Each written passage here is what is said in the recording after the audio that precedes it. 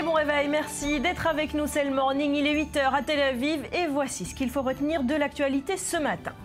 Fusillade en marge d'un concours de caricature de Mahomet il y a quelques heures au Texas. 2 suspects ont été tués par les forces de l'ordre avant qu'ils ne puissent entrer dans le bâtiment.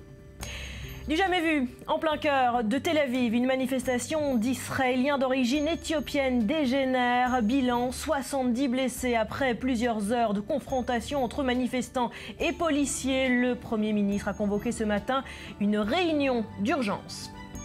En France, jour de sentence pour Jean-Marie Le Pen. Il est convoqué ce lundi par le bureau exécutif du Front National. Il pourrait être exclu du parti après plusieurs déclarations qui embarrassent Marine Le Pen et ses efforts de dédiabolisation du Front National.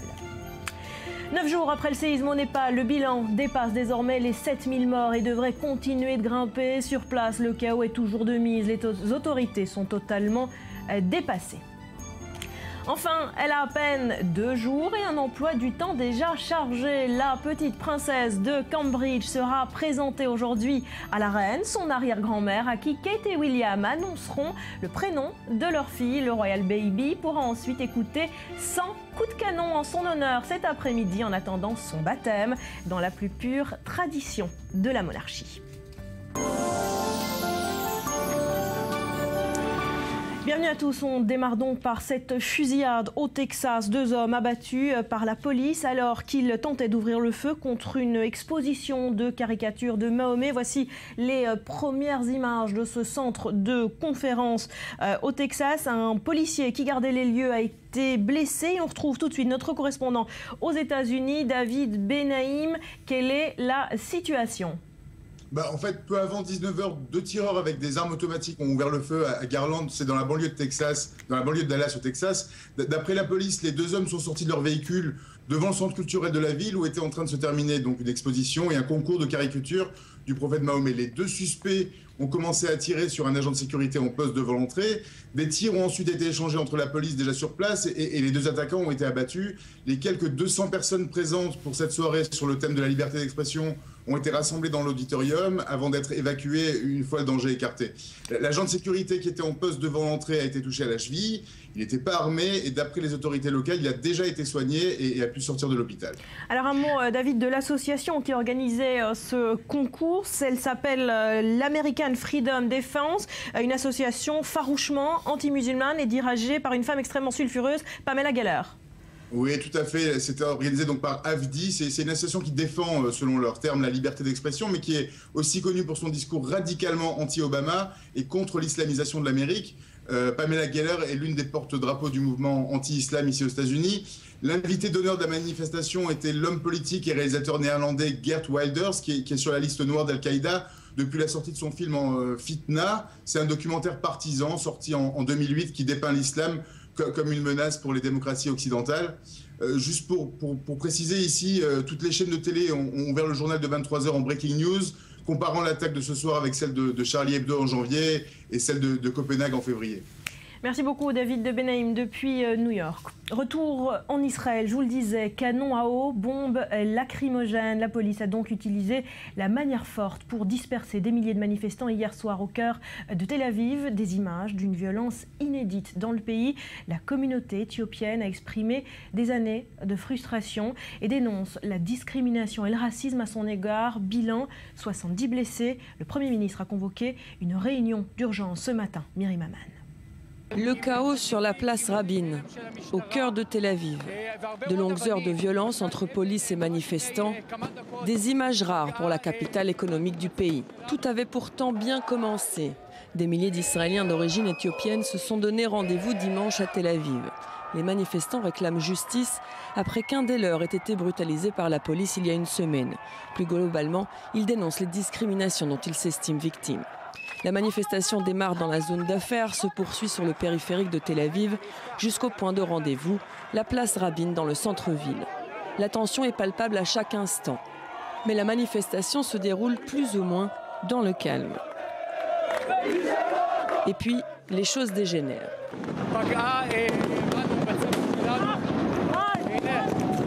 Deux versions s'affrontent.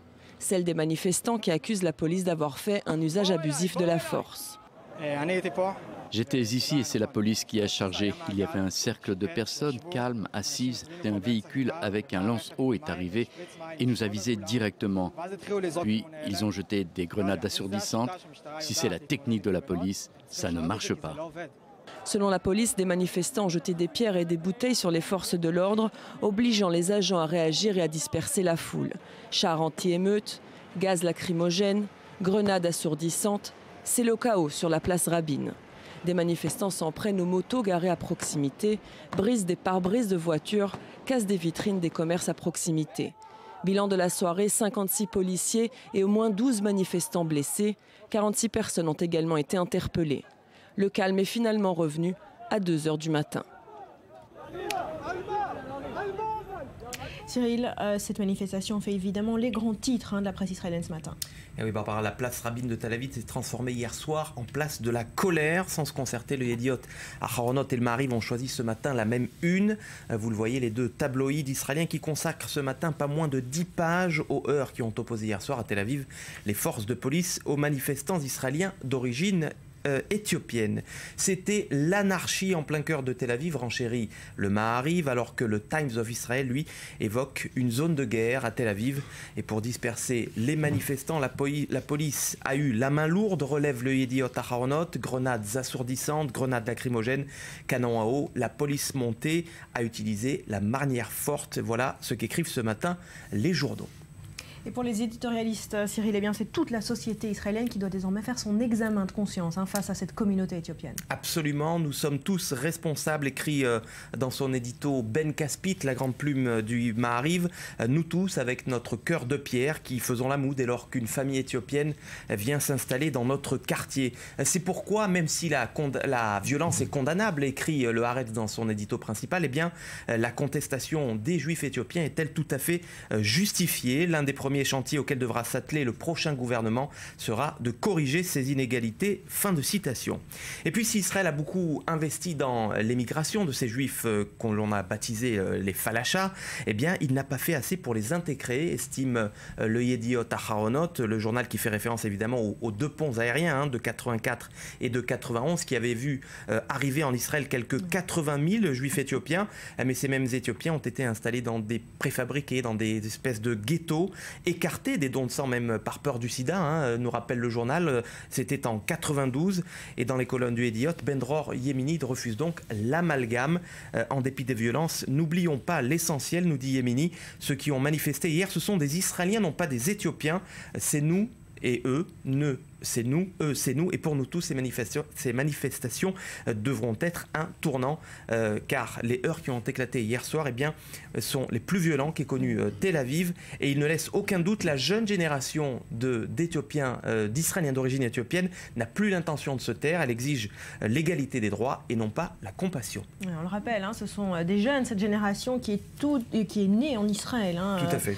Il ne s'agit plus de ces juifs éthiopiens arrivés directement de leur pays d'origine. Maurice, on tente avec vous de comprendre le pourquoi de cette colère. D'abord, un mot de cette communauté éthiopienne, 120 000 personnes arrivées, Cyril, vous l'avez dit, majoritairement dans les années 80 et 90. Oui, c'est une population qui est arrivée d'un pays du tiers-monde avec un écart culturel et socio-économique incroyable. Il a fallu réduire les écarts entre la société israélienne et cette population. Donc aujourd'hui, on parle de 130 000 personnes. Mais ce qui est intéressant, c'est que 30% de ces juifs originaires d'Éthiopie, aujourd'hui, sont nés en Israël. Et ce sont ces jeunes que l'on a vus sur la place Rabin. Alors, on a la coutume de dire, et j'étais en 84 dans ces camps d'intégration, que la première génération est une génération perdue.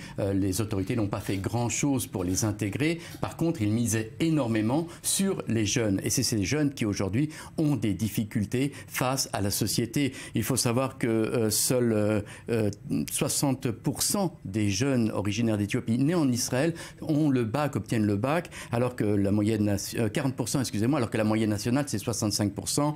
Ils ont également des difficultés pour entrer à l'université. Seuls 60% des bacheliers originaires d'Éthiopie entrent à l'université, alors que la moyenne nationale c'est 88%. Je ne parle pas non plus des problèmes à l'armée, puisque on sait que 10% des jeunes originaires d'Éthiopie ne finissent pas leur armée, alors qu'il n'y a que 5% des jeunes Israéliens. Vous voyez que les données sont En revanche, ils sont formelles. Plus que la moyenne nationale. Ils s'enrôlent plus que la moyenne nationale, mais finissent moins leur service militaire. Et il y a cette donnée qui est effroyable. On sait que 20% de la classe d'âge 12-17 ans d'origine éthiopien est délinquante et est en prison, alors qu'il n'y a que 2% de la même tranche d'âge qui est délinquante. Vous voyez que les données montrent que l'intégration a raté. Alors est-ce qu'il s'agit de racisme? Là, la question est posée. Je pense que vous savez, cette vidéo où l'on voit un soldat se faire tabasser par 2 policiers est un fait. Cette vidéo qui était le déclencheur de cette vague de protestation. Il y a eu d'autres cas. En mars 2014, il y a eu le cas de ce jeune Éthiopien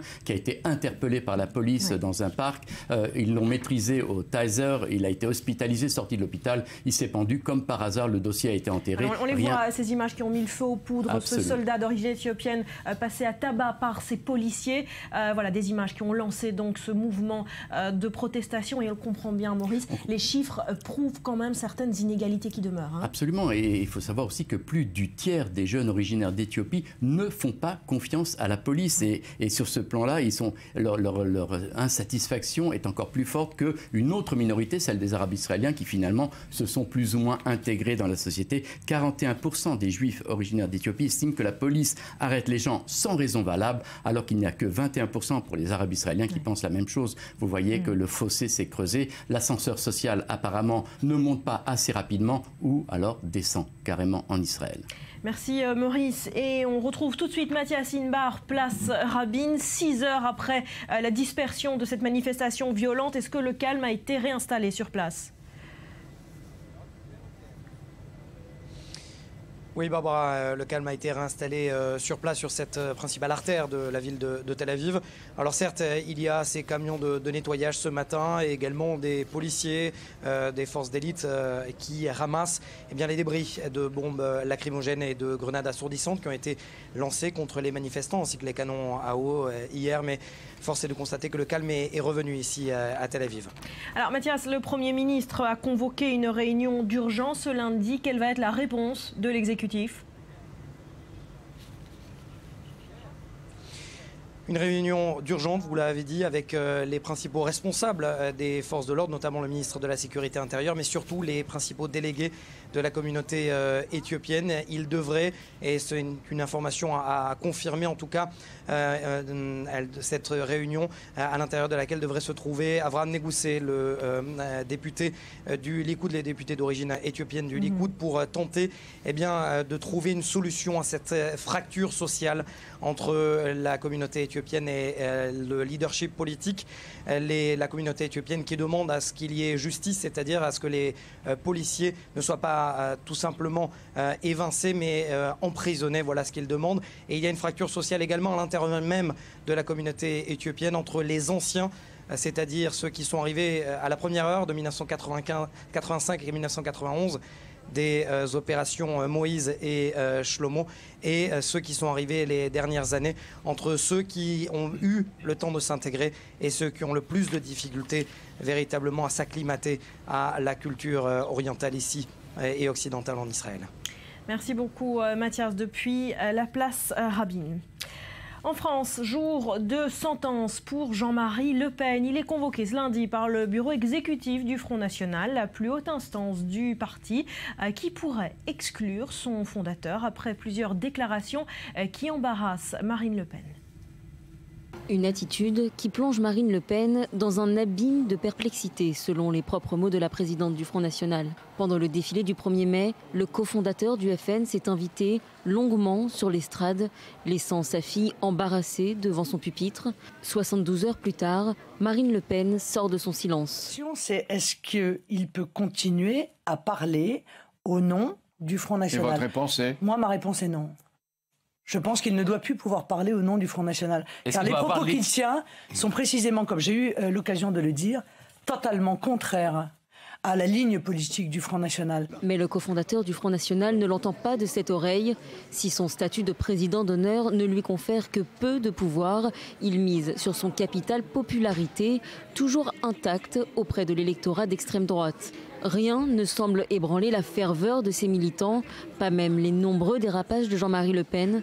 Apologie du maréchal Pétain, négationnisme, propos racistes, Jean-Marie Le Pen persiste et signe. S'il veut conserver sa liberté de parole, c'est évidemment son libre choix, mais dans ces conditions, il ne faut pas que ses propos engagent le mouvement politique. Ce lundi, le bureau exécutif du Front National, la plus haute instance du parti, devra trancher. Une formation disciplinaire étudiera d'éventuelles sanctions à son encontre. J'ai le sentiment qu'il ne supporte pas que le Front National continue à exister alors qu'il n'en a plus la direction. Voilà, je le regrette. Et pour cause, la stratégie de dédiabolisation engagée par Marine Le Pen porte ses fruits. Selon un récent sondage, près d'un Français sur 3 souhaite voir son influence s'accroître dans la vie politique française. Bonjour André Berkoff, merci d'être avec nous ce matin. Vous êtes journaliste, écrivain, spécialiste de politique française. Alors on l'a dit, le bureau exécutif du FN se réunit aujourd'hui. Faut-il s'attendre à une exclusion de Jean-Marie Le Pen? Exclusion peut-être pas, mise à l'écart très très vraisemblablement. Alors, vous savez, je crois... Oui, allez-y. Non, allez-y, je vous en prie.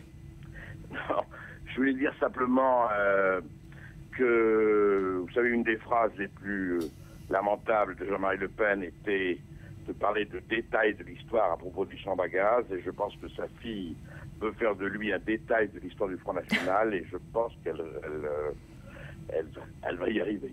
Alors, justement, comment vous expliquez ce comportement, ces dérapages de Jean-Marie Le Pen? Si on essaie de faire un peu de psychologie, Marine Le Pen parle de malveillance, car il ne supporterait pas, on l'a entendu, que le Front National existe sans qu'il le dirige. Est-ce que vous êtes d'accord avec cette théorie? Écoutez, sans faire de grandes comparaisons littéraires, je pense qu'on peut penser aux Atrides et à Shakespeare. Oui. Mutadis, mutandis. On n'a pas évidemment le même langage, ni la même hauteur de vue. Mais c'est clair, vous savez, vous avez quelqu'un, c'est vraiment le roi Lear, vous avez quelqu'un qui pendant 40 ans a fondé le Front National, a été le centre de l'attention. Il n'y avait que lui, il n'y avait vraiment que lui qui existait. Et voilà que sa fille, non seulement avec son accord bien sûr, a pris le pouvoir, mais surtout, elle étend l'influence du Front National, comme vous avez cité le sondage que vous avez cité.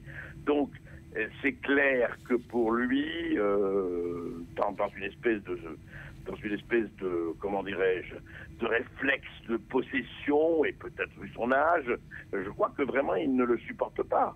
Il ne le supporte pas, et il fait tout de manière d'ailleurs assez infantile, on peut le dire, ou sénile si on veut, pour essayer d'attirer l'attention, et de façon, le 1er mai, c'était quand même assez pathétique. Oui, des images évidemment qu'on retiendra. Je crois que sans faire de psychanalyse d'école primaire, je pense vraiment qu'il y a là quelqu'un qui veut s'accrocher, mais eu égard à la composition du Front National aujourd'hui, je pense qu'il y a très justement, André Berkoff, pour finir, est-ce que cette saga familiale, d'un point de vue politique, joue en faveur du Front National ? Je crois qu'elle ne joue ni en faveur ni en sa défaveur, c'est-à-dire que tout dépendra aujourd'hui. Bon, là, ils vont traverser une période de basses eaux, mais tout dépendra aujourd'hui de deux choses. D'abord, qu'est-ce qui va se passer en France ? Hélas, attentat ou pas attentat, crispation ou pas crispation économique, politique ou identitaire. Et deuxièmement, tout va se passer de la manière dont Marine Le Pen va essayer de limiter les dégâts. Donc je crois que la saga familiale aujourd'hui joue un rôle très fort, mais évidemment il y a aussi Marion, la petite fille, mais je crois que c'est un épisode qui va se clore et se refermer. Je ne pense pas qu'il va durer très longtemps encore. Voilà, et un verdict attendu aujourd'hui. Merci André Berkoff. 9 jours après le séisme qui a frappé le Népal, eh bien, le bilan s'élève désormais à plus de 7000 morts, mais le gouvernement prévient que le bilan définitif sera beaucoup plus élevé. Il reste des villages entiers que les secours n'ont toujours pas encore atteints. En revanche, ce miracle, un homme de 101 ans sorti vivant des décombres. Des passants qui déambulent, des échoppes et des articles en tout genre exposés aux riverains et aux promeneurs. La vie reprend doucement son cours à Katmandou. Les commerçants attendent le retour des clients et tentent de rassurer les acheteurs potentiels. Je viens d'ouvrir ma boutique aujourd'hui. Tout le monde était très effrayé. Beaucoup de répliques sont encore à venir. Mais peu à peu, les choses sont en train de revenir à la normale. Tout ce que je veux dire, c'est qu'il n'y a plus de raison d'avoir peur. Venez ici, nous avons tous besoin de nous entraider. Mais les masques que les habitants portent autour du cou rappellent que les plaies causées par le séisme sont encore très loin d'être refermées. À chaque jour, son nouveau bilan. Ces dernières 24 heures, la barre des 7000 victimes a été franchie. Dans les zones reculées, l'aide humanitaire a toujours du mal à être acheminée, selon les Nations Unies qui pointent du doigt le manque d'organisation des autorités. C'est dans l'une de ces zones reculées que le corps sans vie du jeune Israélien Or Asraf a été retrouvé, après de nombreuses recherches et une intense campagne de solidarité sur Internet. De bonnes surprises existent pourtant. Un homme de 101 ans a été extrait hier des décombres au nord-ouest de la capitale. Après 8 jours d'attente, il n'est que légèrement blessé et a été pris en charge par les secours.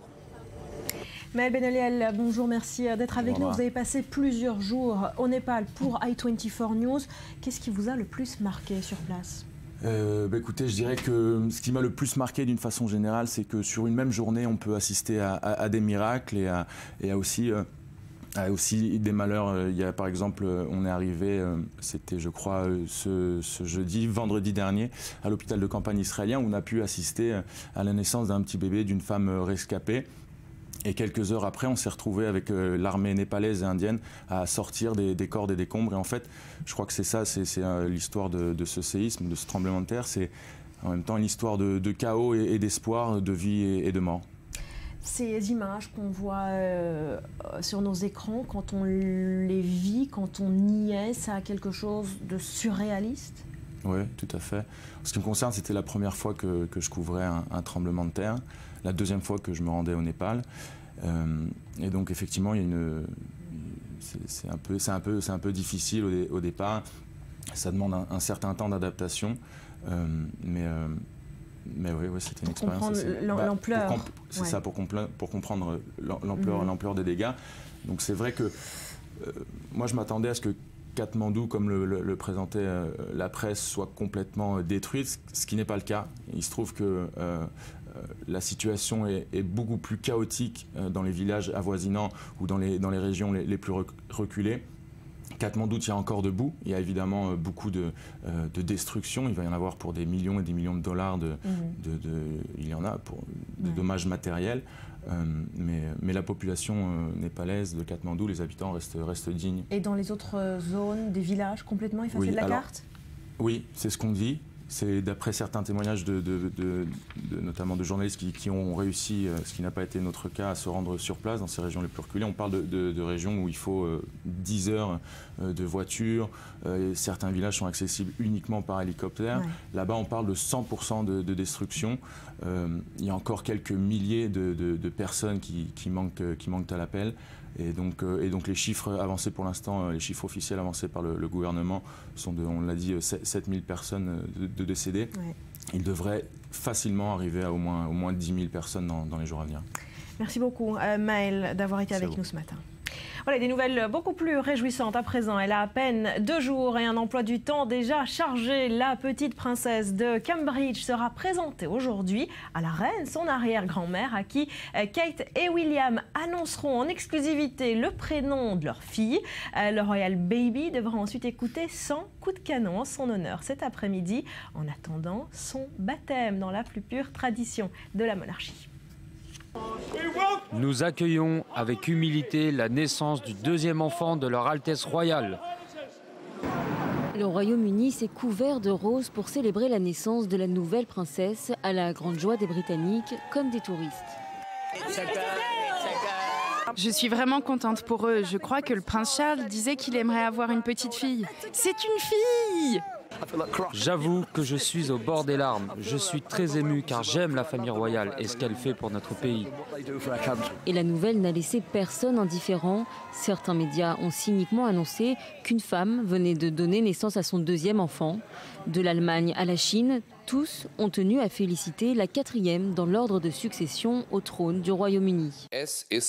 Pour les dirigeants des partis politiques, c'est l'occasion de faire une courte trêve dans la campagne électorale et de présenter leurs vœux à la petite sœur du prince George.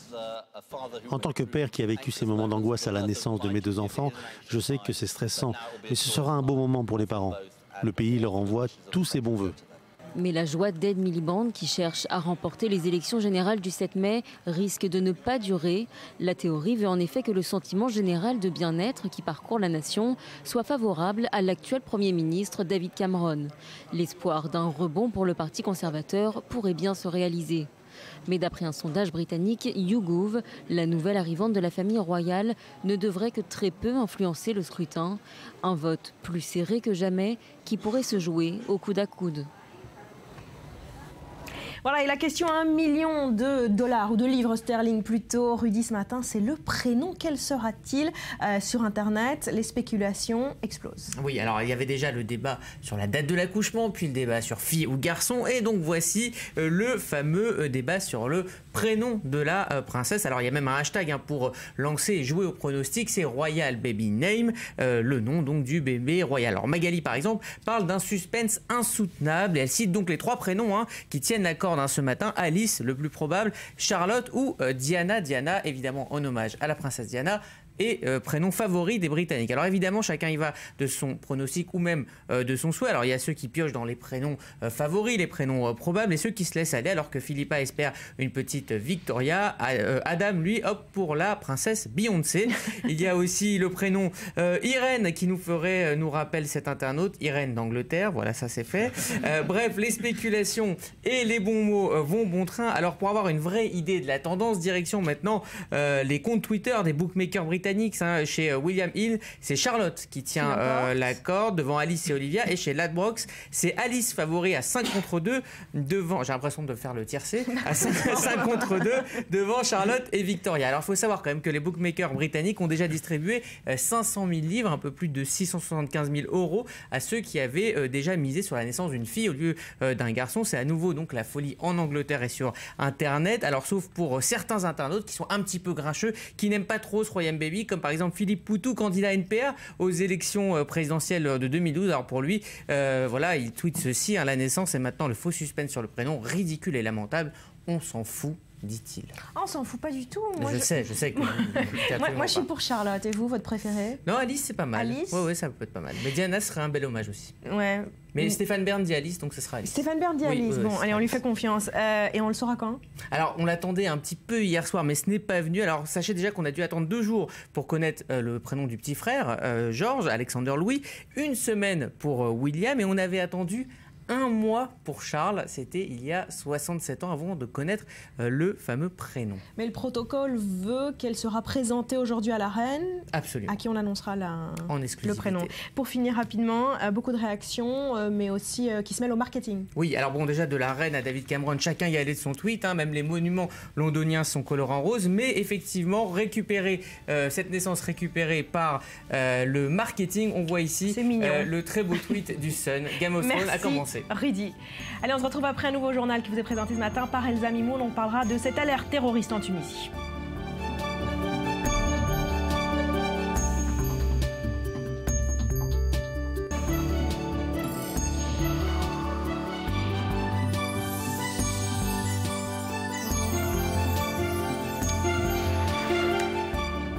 Sur le plateau du Morning, merci d'être avec nous ce matin sur i24 News. Dans l'actu de ce week-end, à noter que la plaque en mémoire d'Ilan Halimi a été retrouvée brisée ce samedi à Bagneux. Une enquête a été ouverte pour dégradation volontaire. L'avocat de la famille a dénoncé un climat antisémite inquiétant en espérant que cette stèle soit maintenue. L'enlever, c'est capituler, a-t-il déclaré. Cette plaque à la mémoire d'Ilan Halimi a été retrouvée brisée ce samedi. Nous sommes à Bagneux et son inauguration avait lieu en 2011, soit 5 années après le calvaire du jeune juif français. Le parquet de Nanterre a ouvert une enquête pour dégradation volontaire. De son côté, le maire de Bagneux reste prudent. Donc, voilà, je ne peux pas m'empêcher de penser que les auteurs savaient très bien ce qu'ils faisaient, quoi. Voilà, donc c'est ça qui me fait dire que oui, il y a évidemment un soupçon d'antisémitisme. Dans la cité de la Pierre Plate à Bagneux, pas de plaque commémorative sur la façade de l'immeuble du calvaire d'Ilan. Juste quelques arbustes plantés plus loin dans la ville et cette plaque à l'abri des regards. À l'époque, certains considéraient déjà que c'était par peur que la mairie décidait d'isoler la stèle. Non, je ne crois pas que c'est par peur. Je pense que plutôt c'est par un souci de respect, quoi. Ça nous semblait mieux et plus respectueux pour Ilan.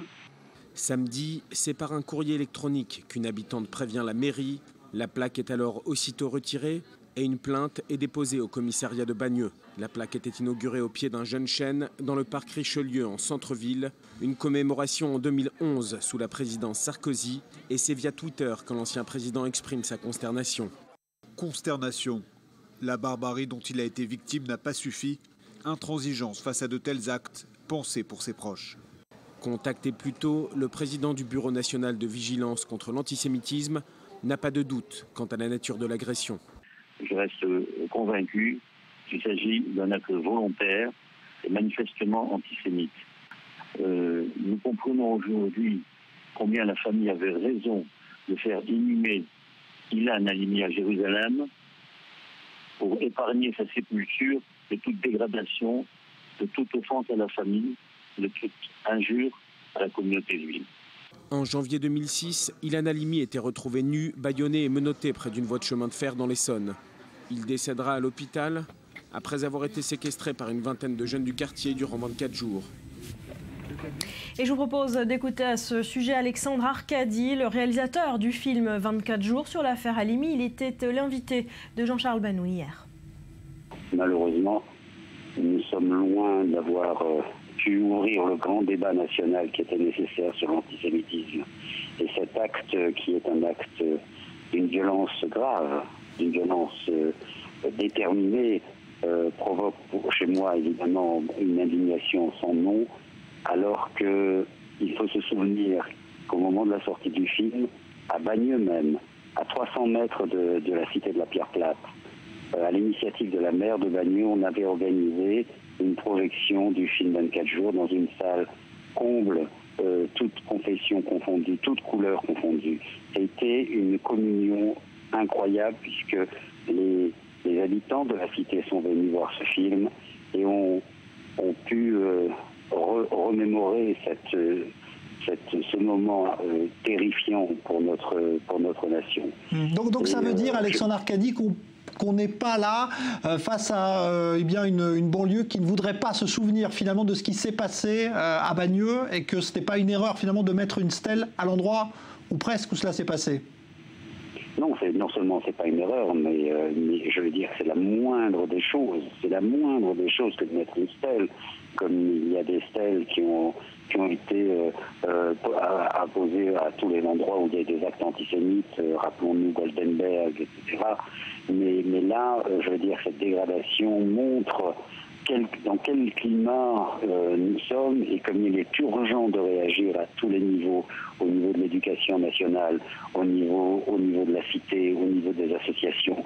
Et le Premier ministre agit dans ce sens-là avec beaucoup de force, beaucoup de détermination, mais malheureusement, la pente est descendante et ce qui est arrivé aujourd'hui est le résultat d'une profonde crise sociale et antisémite dans notre pays. Israël met en garde contre un attentat en Tunisie. Selon le Bureau israélien de lutte contre le terrorisme, la menace est concrète et comporte un risque élevé. Sont visés les Juifs et les Israéliens qui se rendent en ce moment dans le pays, notamment pour un pèlerinage annuel dans la ville de Djerba. Un nouveau coup dur donc pour le tourisme tunisien. Maxime Pérez. Aucune menace d'attentat. Les autorités tunisiennes ont répondu avec fermeté aux mises en garde d'Israël. Samedi soir à Jérusalem, le bureau du Premier ministre appelait ses ressortissants à ne pas se rendre à Tunis. Un communiqué a fait état de menaces élevées et concrètes d'attentats anti-israéliens ou anti-juifs à l'occasion des fêtes du Lag BaOmer. L'avertissement provient du bureau de lutte antiterroriste qui régulièrement émet des rapports sur de possibles attaques en préparation contre des touristes israéliens. Pour de nombreux juifs venus d'Israël et de France notamment, la fête du Lag BaOmer est synonyme de pèlerinage sur l'île de Djerba, au sud de la Tunisie. Ce mercredi, plusieurs centaines de visiteurs sont attendus à la synagogue de l'Agriba. Précisément, ce site avait été le théâtre d'un attentat suicide le 11 avril 2002. Un acte revendiqué à l'époque par l'organisation Al-Qaïda. Depuis la révolution de janvier 2011, la Tunisie doit faire face à l'essor de mouvements djihadistes responsables de plusieurs attaques, le plus souvent contre l'armée ou les forces de l'ordre. Mais le 18 mars dernier, un attentat avait frappé en plein jour le musée du Bardo à Tunis. L'attaque avait fait 22 morts dont 21 touristes et avait cette fois été revendiquée par le groupe de l'État islamique. Voilà Cyril, on tente de comprendre la situation du tourisme en Tunisie. Si on essaye de recadrer les faits, c'est depuis le printemps arabe finalement que les chiffres baissent drastiquement. Absolument, c'est une mauvaise nouvelle pour le ministre du tourisme israélien, cette mise en garde, tunisien, pardon, cette mise en garde des Israéliens, parce que c'est un secteur évidemment clé, mais fragilisé, vous l'avez dit, par la révolution du jasmin en 2011 d'abord, qui avait fait fuir considérablement les touristes étrangers. En 2011, seulement 4,7 millions de touristes étrangers avaient séjourné sur le sol tunisien. Alors tant bien que mal, effectivement, la Tunisie avait réussi à remonter la pente, et l'an dernier, la Tunisie a accueilli 6 millions de touristes étrangers, dont 720 000 Français. On va y revenir. Les Français qui avaient plutôt fui après les révolutions françaises et qui ont du mal quand même à revenir. Il s'agit plutôt aujourd'hui de touristes britanniques, polonais, russes qui reviennent en Tunisie. Beaucoup moins de Français qui sont refroidis par la révolution du jasmin. Et puis là, nouveau coup dur, en mars dernier, pardon. L'attentat au musée de Bardo, le 18 mars, bilan 21 morts pour la plupart des touristes étrangers. Voilà donc de quoi refroidir donc les touristes étrangers à destination de la Tunisie. Voilà, mais les autorités tunisiennes ne baissent pas les bras, elles ont décidé de réagir pour sauver le tourisme dans le pays. Alors sauver le tourisme, ou plutôt sauver les emplois du tourisme, puisqu'on va le voir sur ce graphisme, le tourisme en Tunisie, c'est plus de 400 000 emplois, ça représente 12% de la population active, 7% du PIB national, c'est énorme, c'est donc un secteur clé qui est en déclin mais qui est résilient, Barbara, puisqu'on remonte presque aussi vite qu'on descend. Il faut donc aujourd'hui sauver la saison touristique, et particulièrement, je le disais, auprès de la clientèle française, puisque selon le syndicat national des agents de voyage français, bien, les réservations pour la Tunisie dans l'Hexagone ont baissé de 60% après le 18 mars, donc date de l'attentat du musée du Bardo. C'est pourquoi le ministère donc du Tourisme a décidé de lancer deux grosses opérations de com. La première, c'est la pub contre la peur. Tunisie, moi j'y vais, c'est le nom donné à la campagne d'affichage sur les abribus en France, en région parisienne, mais également en province. Une campagne qui joue sur le registre affectif, qui fait appel à des personnalités qui ont ou non un lien avec la Tunisie. Frédéric Mitterrand ou Bertrand Delanoë, qui est né en Tunisie, ou encore Michel Boujna, qui est né également en Tunisie. Donc une campagne de pub donc, pour lutter contre la peur et pour encourager les touristes étrangers à revenir vers la Tunisie. Deuxième opération de com, c'était samedi. Le plus grand drapeau du monde est désormais tunisien, puisque ça s'est passé dans le secteur de 12 heures, voilà, dans le désert tunisien, le plus grand drapeau du monde qui a à peu près la taille de 19 terrains de football. Donc une opération de com qui vise, c'est un geste patriote effectivement, mais qui vise à encourager le tourisme et à entrer dans le livre des records. Voilà, la Tunisie qui fait parler d'elle pour faire revenir ses touristes. Voilà, et nous montre la beauté des paysages tunisiens. Absolument. En tout cas, c'est magnifique. Merci Cyril. Et une équipe d'I24 s'est jointe précisément à ces pèlerins de la Griba l'an dernier. Parmi eux, des Israéliens qui revenaient pour la première fois dans le pays depuis cette fameuse révolution de 2011, un voyage dans un pays arabe qui ne reconnaît toujours pas l'État d'Israël. Anthony Lesme.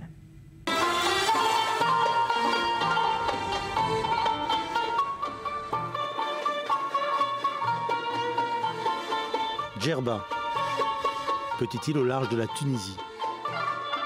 Dans ce quartier, la Hagbira, vivent encore 1000 juifs. L'essentiel de ceux qui restent dans ce pays. Avant 1948, ils étaient plus de 100 000. Aujourd'hui, ils reçoivent une visite sous très haute tension. Un groupe de 40 Israéliens, protégés par des policiers sur le qui-vive. Iris Cohen est en charge de ce voyage. Israélienne, elle s'est passionnée il y a 20 ans pour la Tunisie. L'origine des Juifs de Djerba, ils sont venus avant, on dit 2000 ans, direct de Jérusalem, après la destruction de notre temple à Jérusalem. Ils ont gardé la religion et la tradition comme c'était avant 2000 ans. Même pour nous les Israéliens, on regarde et pour nous c'est un peu bizarre parce que nous on ne vit pas comme ça. Ce soir, c'est sous très haute sécurité que nous nous dirigeons vers une des plus vieilles synagogues du monde. De la garde présidentielle au service antiterroriste, la Tunisie a employé les très grands moyens. Mais ce n'est pas ce qui préoccupe Sarah. Ma mère m'a demandé de revenir après sa mort en Tunisie et de faire un repas en honneur de mes parents qui n'avaient pas eu d'enfants après plus de 12 ans de mariage. Et grâce à leur prière ici, je suis née. «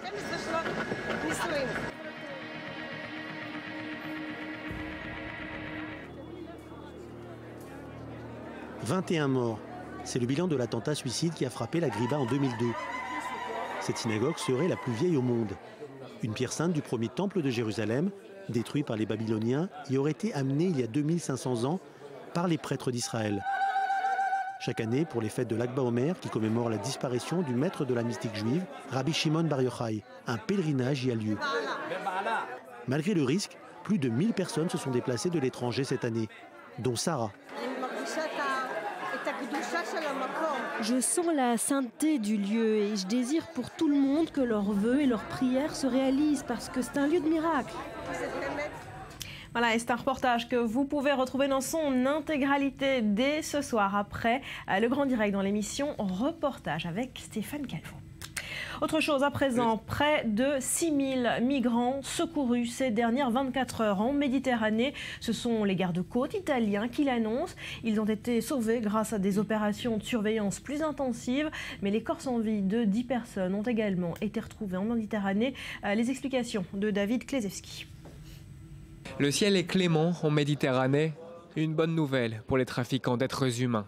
Selon la marine italienne, les passeurs ont profité de cette accalmie météo pour intensifier leurs activités. Et les gardes-côtes constatent déjà la différence. Plus de 4000 migrants ont été secourus en seulement 24 heures, recueillis à bord des navires affrétés par l'Union européenne. La plupart des migrants sont originaires d'Afrique, mais aussi pour beaucoup de réfugiés syriens qui fuient la guerre civile. Les opérations se sont poursuivies tout au long de la journée, coordonnées par l'Italie. C'est à elle que revient la charge de superviser le programme de surveillance des frontières et de secours, désormais appelé Triton. Un dispositif dénoncé par les associations pour être moins ambitieux que le précédent. Mais au terme d'un sommet extraordinaire, le 23 avril, l'Union européenne a décidé de mettre la main au porte-monnaie. Les budgets alloués aux opérations ont été multipliés par 3. Car la pression migratoire n'en finit pas de s'accroître. Rome estime que 200 000 migrants pourraient arriver sur son sol en 2015, soit 30 000 de plus que l'an dernier.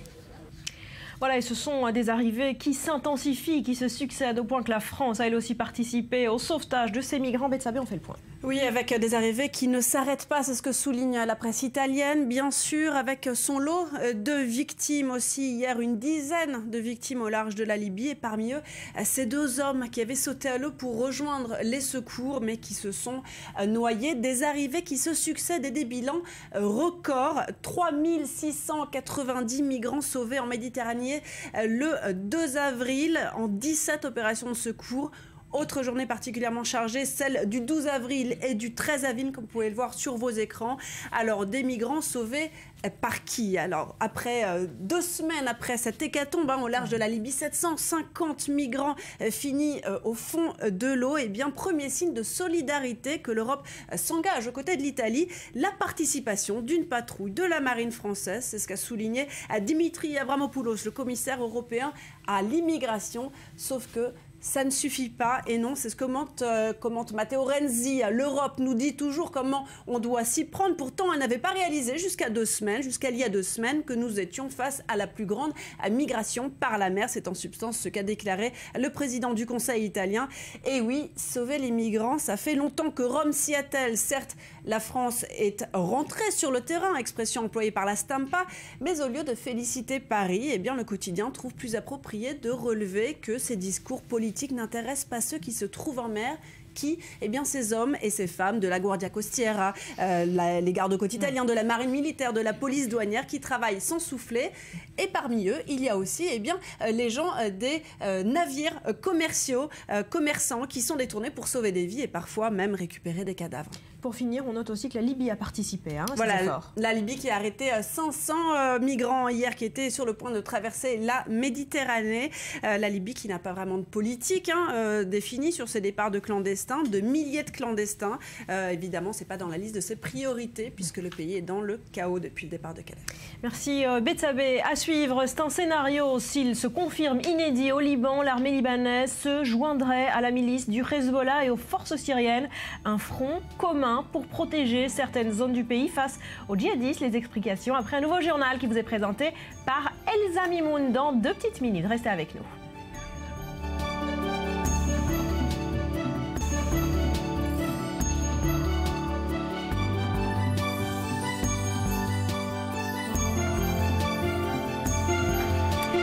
Retour sur le plateau du Morning, il est 9h12 à Tel Aviv. Merci d'être avec nous, bienvenue. Si vous nous rejoignez, c'est ce lundi que la Knesset entame sa session d'ouverture. Un parlement, mais toujours pas de gouvernement en Israël. La date butoir approche en effet, il reste 2 jours exactement à Binyamin Netanyahou pour former sa coalition. Une coalition qui pourra être plus restreinte que prévu. On vous retrouve, Daniel Haïk, à la Knesset à Jérusalem.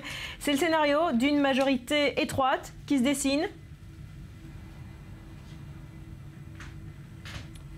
Écoutez, Barbara, c'est possible. Tout est possible en politique israélienne. Effectivement, on a le sentiment que Avigdor Lieberman est de plus en plus gourmand, qu'il a de plus en plus d'exigences. Alors ce ne sont plus des exigences concernant les portefeuilles ministériels, puisqu'il a été décidé de lui attribuer le portefeuille des affaires étrangères et de l'intégration à l'une de ses collègues, mais c'est une question de fond, de principe, de contenu pour Avigdor Lieberman, qui n'a pas du tout apprécié l'accord qui a été conclu la semaine dernière entre le Likoud et les orthodoxes du judaïsme de la Torah, un accord qui remet en cause quasiment totalement les lois sur l'enrôlement des élèves orthodoxes et les lois sur la conversion. Et Avigdor Lieberman n'apprécie pas cela. Il veut absolument, pour pouvoir rester dans la coalition, rentrer dans la coalition, il veut absolument que ces lois soient maintenues. Et donc il n'est pas impossible que finalement Avigdor Lieberman reste sur la touche et ne rentre pas dans ce gouvernement, ce qui donnerait à Binyamin Netanyahou un gouvernement de 61 députés. 61 députés, Barbara, c'est peut-être juste, mais c'est souvent aussi, l'histoire politique de l'État d'Israël l'a prouvé, un gouvernement qui est relativement stable, en partant du principe que chaque député sait que s'il quitte la coalition, eh bien, il fait tomber le gouvernement. Voilà, ce qui complique évidemment la tâche à Binyamin Netanyahou. Quel est le calendrier pour les jours qui viennent? On l'a dit, le temps presse, il reste 2 jours à Binyamin Netanyahou pour clore ces accords. Oui, effectivement, Binyamin Netanyahou doit absolument, d'ici mercredi, se rendre chez le président de l'État, Reuven Rivlin, et lui annoncer qu'il a eu la possibilité de former cette coalition majoritaire de 61 députés au moins. Et à partir de ce moment-là, alors il y a un délai. Cette semaine, il y a une fête juive en fin de semaine qui permettra à Binyamin Netanyahou de gagner encore 1 ou 2 jours. Et normalement, les accords de coalition devraient être posés devant la table de la Knesset dimanche. Et le gouvernement pourrait prêter serment lundi ou mardi prochain. Pour finir, on l'a dit, ce lundi, c'est l'ouverture de la session du Parlement israélien. Un Parlement, mais pas de gouvernement. Est-ce que c'est un fait plutôt rare ou assez habituel en Israël? Non, cela arrive assez régulièrement, mais il est vrai, Barbara, que cela va prendre plus de 40 jours avec les fêtes, la fête juive dont je vous parlais, plus de 45 jours pour former un gouvernement qui semblait d'emblée prêt pour Binyamin Netanyahou avec ses 61 ou 67 députés. Eh bien, cela paraît extrêmement long. On a le sentiment quelque part dans la classe politique israélienne qu'il faut absolument réduire ce laps de temps qui permet au Premier ministre de former le gouvernement pour que l'on puisse rentrer le plus rapidement possible dans le feu de l'action. Le gouvernement n'a pas encore de budget de l'État pour l'année 2015 et donc il y a beaucoup de travail et ce qui veut dire que la Knesset doit commencer à travailler rapidement et donc pour cela elle a besoin d'un gouvernement stable. Merci beaucoup Daniel Haïk devant la Knesset. Allez, on reste en Israël pour parler de tourisme. La saison touristique s'ouvre en effet dans le pays et à noter cet effort particulier mis cette année sur les localités du sud du pays, les localités frontalières avec Gaza qui ont souffert l'été dernier, on s'en souvient, de la guerre avec le Hamas. C'est le cas d'Ashkelon, ville balnéaire qui espère reconquérir les touristes absents.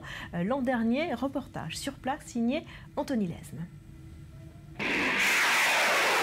L'été dernier, le sud d'Israël a subi de plein fouet la guerre à Gaza. En particulier les villes balnéaires comme Ashkelon, dont les économies dépendent du tourisme. Plusieurs entreprises ont fermé, faute de clients. En fait, lors de la première alarme en été, nous étions ici avec un couple. Nous leur servions le dîner et les roquettes ont commencé à tomber. C'était très gênant de rester ici avec les invités et nous espérons vraiment que cette année, nous serons en mesure de faire ce que nous voulons. Près d'un an après la guerre, alors que la saison touristique redémarre, la ville d'Ashkelon a mis en place un plan d'aide pour ces entreprises. Pour cet été, la ville se concentre sur le secteur touristique. La mairie a créé un nouveau pôle touristique à Ashkelon. Ils essaient de réunir tous les acteurs et de concentrer les offres afin d'amener plus de touristes et de leur donner des choses plus intéressantes à faire.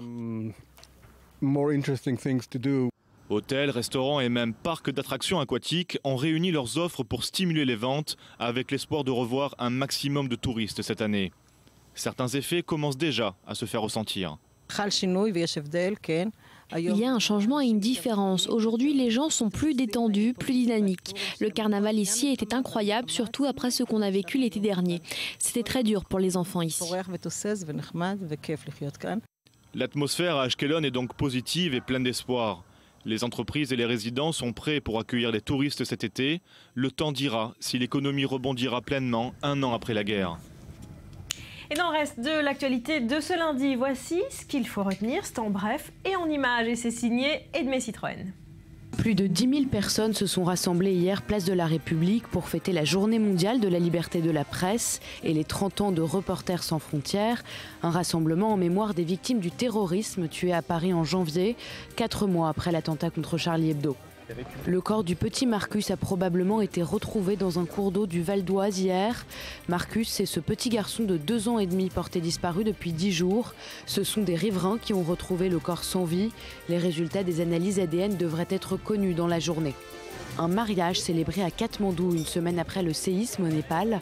Et c'est cette femme, Eugénie, une Française, qui a épousé son compagnon népalais. Ils ont décidé de célébrer leur union 6 jours après la date prévue.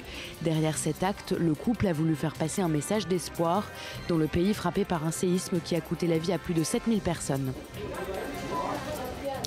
Une visite controversée ce week-end en Israël, celle de l'ancien président américain Jimmy Carter, dont les prises de position ont été jugées hostiles par Israël. Il faut dire que Jimmy Carter considère que le leader du Hamas, Khaled Mashal, est par exemple un homme ouvert à la paix, ce qui n'est pas le cas de Binyamin Netanyahou, le Premier ministre israélien, qui a refusé de le rencontrer. Les explications de Léa Volbert. Jimmy Carter en visite à Ramallah, en Cisjordanie. L'ancien président des États-Unis a rencontré samedi Mahmoud Abbas, le chef de l'autorité palestinienne. Les deux hommes se sont longuement entretenus. Ils ont évoqué la situation politique dans la région et plus particulièrement la solution à 2 États. Je ne pense pas que le Premier ministre Netanyahou souhaite atteindre les mêmes objectifs que tous les présidents et secrétaires d'État américains ont adoptés, à savoir la solution de 2 États. Je pense que cela a été assez clair durant sa campagne. Il n'y aura pas de solution à 2 États, donc pas d'État palestinien. C'est pourquoi je pense que les nobles efforts de John Kerry ont été infructueux. À ses côtés, Gro Harlem Brundtland, ex-premier ministre norvégienne. D'une même voix, les 2 anciens gouvernants appellent à l'organisation d'élections dans les territoires palestiniens. Pour eux, c'est une priorité.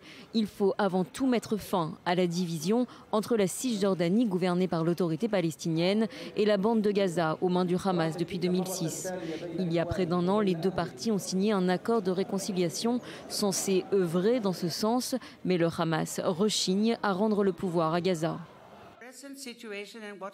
La situation présente, ce qui se passe en ce moment, va de mal en pis.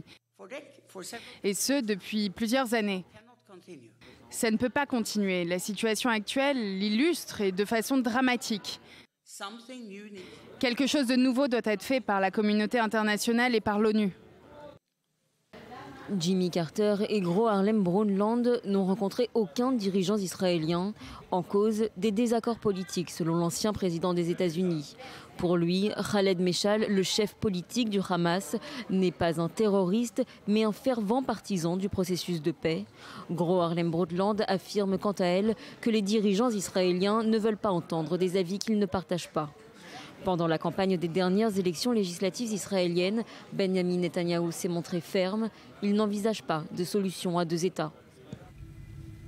Bonjour Yitzhak Levanon, diplomate, excusez-moi, israélien. Vous êtes spécialiste, voilà, peut-être, ça arrivera un jour. Spécialiste du monde arabe, vous étiez ambassadeur notamment en Égypte. Un mot de ce positionnement de Jimmy Carter à l'égard d'Israël. Est-ce qu'il représente un quelconque courant mainstream politique aux États-Unis? Pas un mainstream, mais un stream, oui.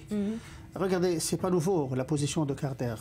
Et l'avantage de Carter, c'est que pendant les accords de Camp David, il était très actif, et c'est grâce à lui, à propos qu'on est arrivé à l'accord avec l'Égypte. Mais depuis, il a épousé toutes les positions pro-palestiniennes et pro-arabes, partout, que ce soit aux États-Unis ou ailleurs dans le monde. Et c'est pour cela que ses relations avec les autorités israéliennes se sont détériorées avec le temps, parce qu'il insiste sur les positions palestiniennes et qu'Israël les accepte telles qu'elles sont. Donc aujourd'hui, les relations entre Carter et les dirigeants israéliens ne sont pas bien du tout. Restez avec nous, Yitzhak Levanon. On parle d'une autre situation, cette fois au Liban. C'est un scénario, s'il se confirme, qui serait inédit au pays du Cèdre. L'armée libanaise pourrait se joindre à la milice du Hezbollah et aux forces syriennes. Un front commun pour protéger certaines zones du pays face aux djihadistes dans cette alliance contre nature. Explication, Maxime Pérez. On l'appelle la grande bataille du printemps. Sur les hauteurs du Kalamoun, à cheval entre le Liban et la Syrie, le Hezbollah s'apprête à défier le front Al-Nosra et l'État islamique. Les deux groupes djihadistes ont profité de l'hiver pour se redéployer massivement dans cette région stratégique. De sources sécuritaires à Beyrouth, l'offensive du Kalamoun serait imminente. Pour la mener à bien et débarrasser le Liban de toute menace d'incursion djihadiste, le Hezbollah aurait mobilisé près de 4000 hommes, soit un tiers de ses effectifs, en partie dépêchés de son fief du sud-Liban. En plus de ces combattants, le mouvement chiite pro-iranien aurait déployé des roquettes de longue portée et sera appuyé par les avions MiG et les hélicoptères de l'armée d'Assad.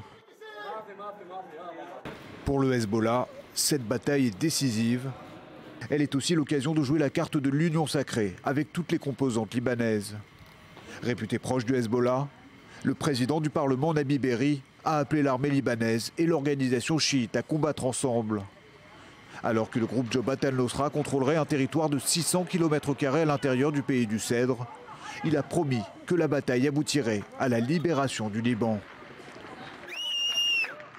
De son côté, l'armée libanaise a renforcé ses lignes de défense le long de la Bekaa et dans la région du Hersal, où une trentaine de ses soldats sont toujours retenus en otage. En cas d'attaque du Hezbollah, les djihadistes d'Al-Nosra ont juré qu'ils les exécuteraient. Yitzhak Levanon, cette menace djihadiste est plus forte que tout au Liban et réunirait les frères ennemis, l'armée et le Hezbollah? Non, j'en doute. Regardez, la situation elle est telle qu'il y a quelques mois, Jabhat al-Nusra, les djihadistes de l'opposition syrienne, ils ont réussi à occuper certains territoires dans le mont Kalamoun. C'est une montagne qui chevauche entre le Liban et la Syrie. Aujourd'hui, il y a trois facteurs. C'est l'armée syrienne, c'est le Hezbollah et c'est les Iraniens qui se sont préparés, ils se préparent d'ailleurs, pour une grande offensive. Ce sera la plus grande offensive d'envergure pour libérer, disons, le mont Kalamoun et de ne pas permettre à ces djihadistes de rentrer vers la partie qui chevauche sur le Liban. Et l'armée libanaise pourrait se montrer absente, même s'il y a des combats sur le territoire libanais? J'en doute parce que l'armée libanaise, elle a les instructions, je crois que ce qu'elle va faire, c'est de protéger le territoire libanais. S'il y aura des gens qui vont venir de Kalamoun descendre vers le territoire libanais, oui, mais j'en doute que l'armée libanaise va prendre part à l'offensive. Cette offensive aurait dû commencer vers la fin avril. Mais pour les préparatifs qui sont en cours, ça sera imminent à mon avis, mais ce sera les trois forces qui vont attaquer. Ce sera l'armée syrienne avec l'aviation syrienne, le Hezbollah sur place avec 4000 hommes, et les instructeurs iraniens qui vont attaquer le mont Kalamoun pour le réoccuper de nouveau. Quel rôle joue l'armée libanaise dans le conflit syrien depuis 5 ans? Regardez, l'armée libanaise, elle protège le territoire libanais, mais il y a il y a des problèmes. Il y a des problèmes de Jabhat al-Nusra et des autres opposants qui rentrent dans des villages libanais et l'armée libanaise, elle les confronte. Avec succès souvent, et trop souvent avec peu de succès. Et l'armée libanaise, par exemple, elle est rentrée sur la Dahiya, qui est la partie sud de Beyrouth, pour protéger aussi la population et de ne pas permettre à des oppositionnaires de rentrer dans cette partie-là. Donc elle joue le rôle de protéger le territoire. Mais il faut l'admettre, l'armée libanaise, ce n'est pas une armée qui est très grande, elle n'est pas très effective, elle n'est pas très bien dotée d'armement. C'est pour cela que les Américains et les Français sont en train de le doter maintenant. Donc, le principal rôle, c'est de protéger le territoire libanais. Et dans ce contexte que vous soulignez, on note que l'ancien Premier ministre libanais, Saad Hariri, rencontrera demain en Arabie Saoudite le président François Hollande, la France, qui vient de livrer, vous l'avez dit la semaine dernière, des armes importantes à l'armée libanaise. Merci infiniment d'avoir été avec nous, Yitzhak Levanon. À suivre toutes les infos ciné à ne pas manquer pour son 6e film. Xavier Dolan révèle son casting de star et on découvrira également, vous le voyez à l'écran, les premières images du dernier Woody Allen. Ce sera après un nouveau journal qui vous est présenté ce matin par Elsa Mimoun. Ce sera dans 2 petites minutes. Restez avec nous et on se retrouve juste après.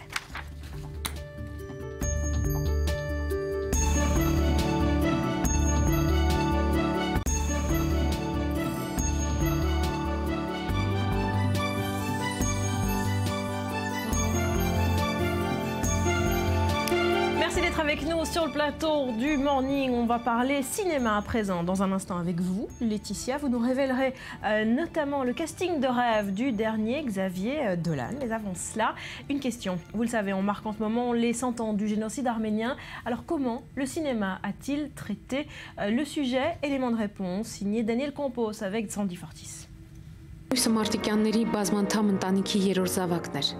Et si le cinéma servait aussi la cause du génocide arménien? Mieux que des documentaires, plus impactant que les livres d'histoire, le 7e art a lui aussi eu sa petite part dans la transmission de ce terrible génocide perpétré en 1915.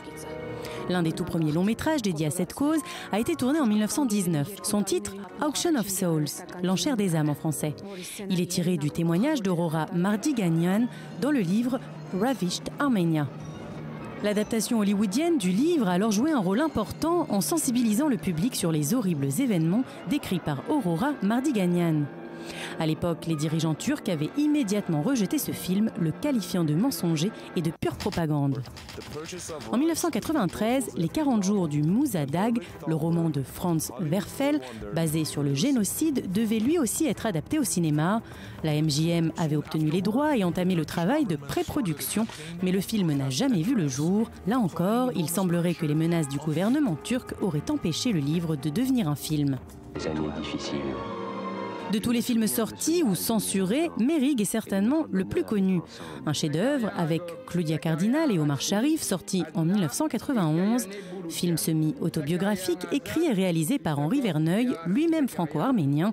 Un film sublime qui raconte les difficultés d'intégration d'une famille arménienne qui a émigré en France depuis la Turquie après le génocide. Plus moderne, plus académique, Ararat d'Atom et Goyan. Ce réalisateur canadien, lui aussi d'origine arménienne, sort ce film en 2002. Dur, intransigeant, Ararat dépeint les blessures encore ouvertes du passé tragique et surtout, il insiste sur l'absence de mémoire. Dans la liste des films dédiés à cette terrible époque de l'histoire, l'un des tout derniers a été The Cut de l'allemand Fatih Akin. Sélectionné à Venise il y a un an, un drame familial, l'histoire d'un homme à la recherche de sa fille qui a peut-être survécu au génocide. Cette année, pour le 100e anniversaire du génocide, le film 1915, réalisé par l'acteur Simon Abkarian, qui joue également dans le film, vient de sortir, avec pour slogan accrocheur « Vous ne pouvez pas échapper au passé », un film plein de suspense qui décrit comment Simon tente de monter une pièce de théâtre en hommage aux victimes du génocide, une mission dangereuse alors que d'étranges accidents sèment la panique parmi les acteurs de la pièce. 100 ans après le génocide, les réalisateurs arméniens sont entourés par les fantômes du passé. Décidés à faire passer le message malgré les nombreux obstacles, il est certain qu'ils ne se laisseront pas intimider et continueront de parler de cette terrible partie de l'histoire dans leurs films. Allez, on continue de parler ciné avec toutes les infos qu'il ne faut pas rater. Laetitia, on démarre par une bande-annonce extrêmement attendue. Extrêmement attendue, où l'on peut apercevoir un homme névrosé, un triangle amoureux et beaucoup de dialogues. Évidemment, c'est... la bande-annonce du Morning. Non. Ce serait vous l'homme névrosé? Peut-être. Le triangle amoureux. Non, c'est évidemment la bande-annonce du tout dernier film de Woody Allen. Ça s'appelle L'homme irrationnel. C'est l'histoire de Abe, qui est joué par Joaquin Phoenix, qui est prof de philo, limite dépressif et alcoolo, et qui, pour ne rien arranger, entame 2 liaisons au même moment. L'une avec sa collègue Rita, jouée par Parker Posey, et l'autre avec Jill, Emma Stone, la nouvelle muse de Woody Allen, qui est sa meilleure étudiante. Un jour, Jill et Abe surprennent une conversation et tout va changer pour Abe. On écoute ça tout de suite. Are you aware of what's going on with this too? It was at this moment that my life came together. There was no question there was something lighter about Abe. Good morning. Full of energy this morning. Yeah. His spirit seemed up, he seemed more focused, and yet for some reason, it bothered me. Hey, something wrong? My thoughts were very mixed up and troubled. The dizziness and anxiety had disappeared. I was happy and enjoying the joy of living. What happened to the philosophy professor? Christ, you were like a caveman. I heard that you had a theory about Abe. You promise you won't tell? You have my word. Life's ironic, isn't it? One day a person has a morass of complicated, unsolvable problems. What the hell are you doing, Abe? And then in the batting of an eye, the dark clouds part. She can enjoy a decent life again. It's astounding. I'm Abe Lucas. I've had many experiences and now a unique one. This was the meaningful act I was searching for. Voilà, on s'excuse pour les petits inconvénients techniques de l'image, mais ça donne envie en tout cas. Voilà, avec ce trailer, on renifle très fort un parfum de mystère et de crime, peut-être, qui plane donc dans ce dernier Woody Allen. Pas d'acteur européen, pas de ville européenne qui semblait être le thème fétiche du réalisateur pendant ses derniers films. Mais voilà, il a 79 ans, il nous propose quand même un film par an et on a bien hâte de voir ce dernier film qu'on découvrira pour la première fois au Festival de Cannes pour les chanceux. Sinon, il faudra attendre le mois d'octobre prochain en France pour la sortie en salle. Allez, autre news ciné à ne pas manquer, c'est le casting enfin révélé du prochain Xavier Dolan. Incroyable casting, un casting 5 étoiles, littéralement, puisque on va retrouver les 3 actrices françaises dans le Marion Cotillard, Léa Seydoux et Nathalie Baye, et Vincent Cassel et Gaspard Ulliel dans ce tout dernier film qui est l'adaptation d'une pièce du dramaturge français Jean-Luc Lagarde. Ça s'appelle Juste la fin du monde. Ça raconte l'histoire d'un écrivain qui retourne dans son village natal pour annoncer à sa famille sa mort prochaine, et sa visite va faire ressurgir des tensions familiales. On parlait du Festival de Cannes avec Woody Allen. Il faut rappeler que Xavier Dolan a été découvert par le grand public au Festival de Cannes, qu'il y a présenté tous ses films. C'est un jeune réalisateur québécois de 26 ans qui est membre du jury cette année et qui va aussi très vite travailler sur un nouveau projet, en plus de ce film français, un nouveau projet américain cette fois, où on retrouvera Jessica Chastain en tête d'affiche. Voilà. Et Cannes, ça démarre bientôt, c'est le 13 mai. On suivra ça de près, évidemment, avec vous. Allez, dernière news ciné ce matin, c'est la bande-annonce du dernier film posthume de Robin Williams. Absolutely Anything, ça s'appelle. Ça sortira en juin en France et on verra l'acteur disparu partager l'affiche avec Simon Pegg et les Monty Python, et qui seront au complet dans cette comédie. Et en fait, on va pas le retrouver physiquement, on va le retrouver d'une autre manière. Robin Williams, écoutez ça. Dennis, be able to speak. Biscuits. What? Biscuits. Please, please, please. Nothing else matters. Come to think of it, I wouldn't mind shagging your leg right now. Voilà, c'est sa voix qu'on entend. C'est sa voix qu'on entend. Et ça sort, vous l'avez dit. Ça va sortir en juin en France. Voilà, c'est une comédie. C'est le dernier film dans lequel on retrouvera Robin Williams, du moins sa voix. Merci beaucoup, Laetitia.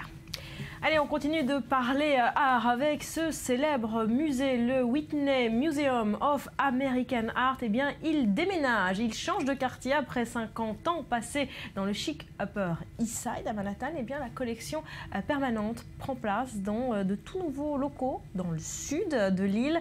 Nouveaux designs, nouveaux espaces et nouvelle exposition pour cet événement très attendu dans le monde de l'art. Sandy Fortis.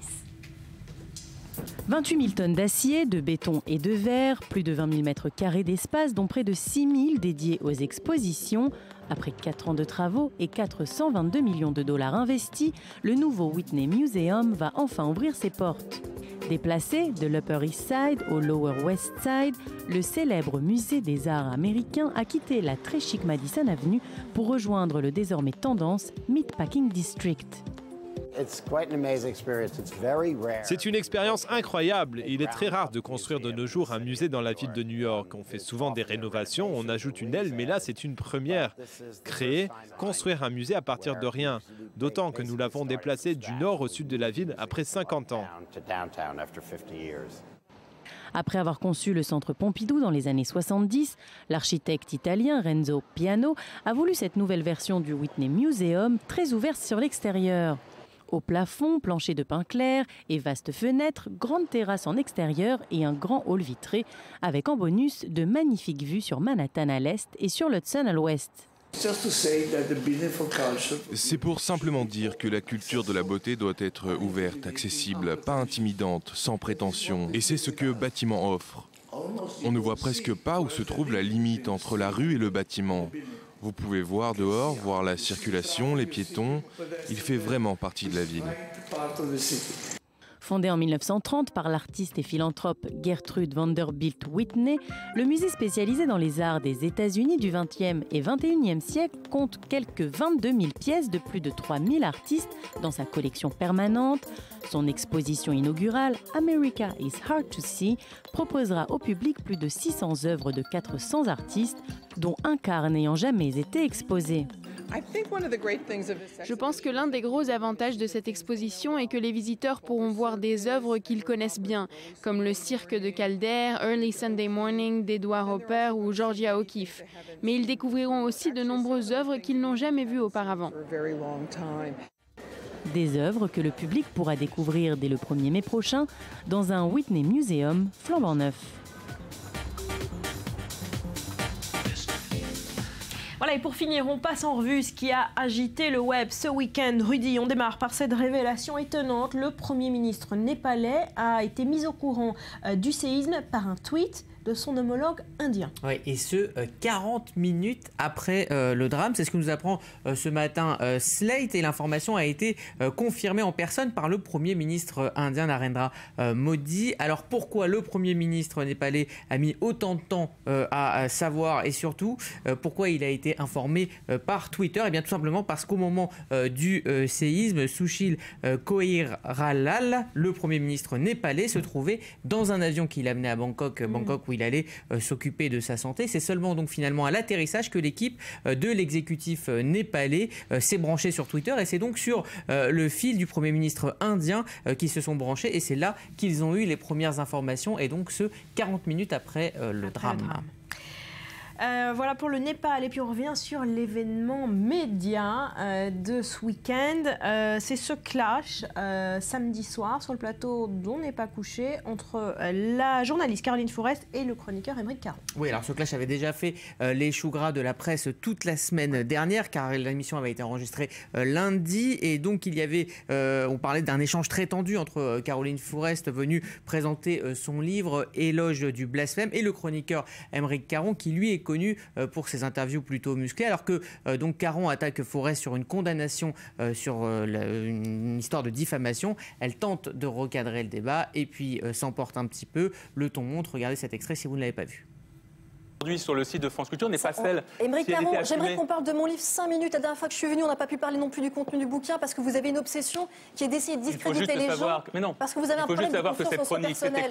Est-ce qu'on peut le dépasser 5 minutes? Est-ce que je peux parler avec les Français 5 minutes? Oui, mais c'est la seule à savoir. Mais Émeric Caron, il y a des gens qui bossent sur des sujets. Pourquoi cette chronique n'existe plus sur le site de France Culture? Mais je m'en fous de vos questions. En fait, ça me fait chier de parler avec quelqu'un d'aussi con que vous. Je suis désolée. Est-ce qu'on peut reprendre une conversation, Léa Salamé? Je suis quoi? Est-ce qu'on peut parler du blasphème? Pardon? Je ne suis pas sûr d'avoir bien entendu. Émeric, ce qui est vrai. Voilà, un échange donc très suivi sur Internet et contre toute attente, alors que Caroline Forest venait défendre la liberté d'expression, eh bien elle a été très critiquée sur les réseaux sociaux. On va voir quelques tweets, certains comme cet internaute l'ont trouvé tout simplement ridicule, on va le voir, ou encore insupportable, hein, on va voilà donc tout simplement ridicule, ou encore insupportable avec Théo qui dit cette façon de penser qu'elle a tout le temps, qu'elle est la seule tout le temps à détenir la vérité. Peu de gens finalement comme Simon pour la soutenir, Simon qui salue l'esprit d'analyse de la journaliste, ce qui donne une idée de cette tendance. D'ailleurs c'est ce sondage sur le site Tweetvote, oui. Les tweetos peuvent voter, il donne l'avantage à Aymeric Caron, enfin un léger 82 contre 66. Alors évidemment ça n'a pas valeur de vrai sondage, mais en tout cas certains regrettent à juste titre que le clash a finalement obstrué le fond, le message qui est venu. C'est ce qu'elle lui reproche, effectivement. Et elle n'a pas forcément pu parler de la complexité de son débat, la complexité du débat actuel sur la laïcité. Et comme le résume assez bien Florian Gazan, il a préféré le combat Caron-Forest à celui de Mayweather-Pacquiao ce week-end. Voilà, il fallait choisir, c'était l'un ou l'autre. Celui-là était plus agité, il y avait peut-être un peu plus de... un match de boxe un peu plus intéressant. C'est ça. Que le match du siècle. Bon, à noter quand même que sur le plateau, c'est Aymeric Caron qui s'est fait huer, et non Caroline Forest. Oui, et recadré par Laurent Ruquier. Certains disent que comme il est en fin de contrat, il s'est fait lâcher par son animateur. J'espère que vous ne ferez jamais ça. Évidemment, Rudy. On termine ça avec... dépend si on fait un débat ensemble. Oui, ça pourrait être houleux. Bon, on termine avec l'autre image forte du week-end. On en a parlé.